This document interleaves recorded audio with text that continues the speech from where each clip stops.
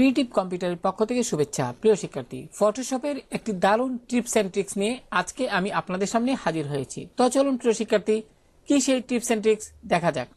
লক্ষ্য করুন, আমি আমার ফটোশপ উইন্ডোতে একটি বিলবোর্ডের ছবি অ্যাক্টিভ করে রেখেছি। এমত অবস্থায় আমি এই বিলবোর্ডে আপনার এই ছবিটিকে সুন্দরভাবে লক্ষ্য করুন। এখানে এই যে এখানে একটি অ্যাড দেখতে পাচ্ছেন, এটিকে আমি বিলবোর্ডে সুন্দরভাবে অ্যাড করব।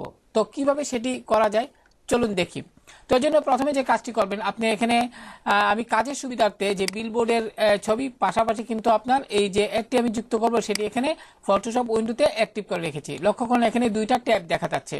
সেক্ষেত্রে প্রথমে আপনি বিলবোর্ডের যে ছবিটি রয়েছে এই ট্যাবটিতে ক্লিক করুন, ফলে ছবিটি দেখা যাবে। এবার এর যে লেয়ারটি রয়েছে এটি লক অবস্থায় আছে, আপনি এখানে ডাবল ক্লিক করুন, ওকে বাটনে ক্লিক করলে কিন্তু লেয়ারটি আনলক হয়ে যাবে। তো প্রিয় শিক্ষার্থী, এবার যে কাজটি করবেন, আপনি এখান থেকে ফিল্টার মেনুতে যান, এবার ভ্যানিশিং পয়েন্ট এখানে ক্লিক করুন। এখানে ক্লিক করার পরে এবার যে কাজটি করবেন, লক্ষ্য করুন, আপনি মাউস পয়েন্টার এখানে যে সাদা অংশে যদি নেন বিলবোর্ডের, তাহলে একটি গোলাকার আইকন দেখতে পাবেন। সেক্ষেত্রে আপনি প্রথমে বিলবোর্ডের কর্নারে ক্লিক করুন, তারপরে এখান থেকে একবারে এখানে সুন্দরভাবে আমি যেভাবে করছি আপনি সেভাবে আপনি ড্রয়িং করুন। লক্ষ্য করুন প্রিয় শিক্ষার্থী, আমি যেভাবে করছি সেভাবে আপনি ড্রয়িং করুন, অর্থাৎ এখানে ক্লিক করে সেটি শেষ করুন। তো লক্ষ্য করুন, এখানে কিন্তু হয়ে গেল। এবার ওকে বাটনে ক্লিক করুন। তো প্রিয় শিক্ষার্থী, এবার যে ছবিটি এখানে যুক্ত করতে চাই সেই ছবিটির ট্যাবে যাই এবং এখান থেকে আপনি টুলবারের যে সিলেকশন টুলটি রয়েছে রেক্ট্যাঙ্গুলার মার্কিং টুল, এটিতে ক্লিক করুন। এবার ছবিটিকে আপনি সিলেক্ট করুন, এভাবে সিলেক্ট করুন মাউস দিয়ে ড্র্যাগ করে।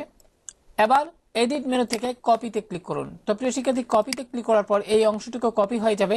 এবার পুনরায় বিলবোর্ডের যে ট্যাবটি সেটিতে ক্লিক করুন এবং পুনরায় আপনি ফিল্টার মেনু থেকে এখান থেকে ভ্যানিশিং পয়েন্টে ক্লিক করুন। এবার প্রিয় শিক্ষার্থী, এখানে যে কাজটি করবেন, কিবোর্ড থেকে কন্ট্রোল ভি চেপে পেস্ট করুন, ফলে লক্ষ্য করুন এখানে এই অ্যাডটি চলে এসেছে। এবার মাউস দিয়ে ড্র্যাগ করে এটিকে এর মধ্যে সেট করে দিন। তো প্রিয় শিক্ষার্থী, এবার লক্ষ্য করুন এখানে বিলবোর্ডের যে অংশ রয়েছে তার সেই অনুযায়ী কিন্তু ছবি অর্থাৎ অ্যাডের যে ছবিটি সেটি অনেক বড় হয়ে গেছে। সেক্ষেত্রে আপনি কি করবেন, কিবোর্ড থেকে কন্ট্রোল টি চাপুন এবং এই অংশে কন্ট্রোল টি চাপার ফলে কিন্তু এখানে রিসাইজ বক্স চলে এসেছে। এবার কিবোর্ড থেকে শিফট কি চেপে ধরে এখানে এই অংশে ক্লিক করুন। প্রথমে আপনি কিবোর্ড থেকে শিফট কি চেপে ধরুন, তারপর এখানে মাউস দিয়ে ক্লিক করে এভাবে ছোট করুন। এবার প্রথমে শিফট কি ছেড়ে দিন, তারপরে মাউসের বাম বাটন ছেড়ে দিন। এবার পুনরায় এই অংশে ক্লিক করে এটি সুন্দরভাবে এখানে সেট করুন। লক্ষ্য করুন আমি যেভাবে করছি সেভাবে করুন। এবার রিসার্চ বক্সে এখানে ক্লিক করে সুন্দরভাবে এটিকে বিলবোর্ডের যে অংশটুকু সেখানে এইভাবে সেট করুন। তো প্রিয় শিক্ষার্থী, হয়ে গেল। এবার আপনি যে কাজটি করবেন, এবার ওকে বাটনে ক্লিক করুন। তো প্রিয় শিক্ষার্থী, খেয়াল করুন কত সুন্দরভাবে কিন্তু একটি বিলবোর্ডের একটি ছবিতে কিন্তু একটি সুন্দর একটি অ্যাড কিন্তু যুক্ত হয়ে গেল। এখন আমরা এই যে এখানে যে অংশটুকু রয়েছে সেটি কিন্তু আমরা যে কোনো ডিজাইনেও ব্যবহার করতে পারি। তো আশা করি প্রিয় শিক্ষার্থী, যারা ফটোশপ নিয়ে কাজ করেন তাদের আজকের এই টিউটোরিয়ালটি খুবই সহায়ক হবে। তো ভালো থাকুন সবাই, আল্লাহ হাফেজ।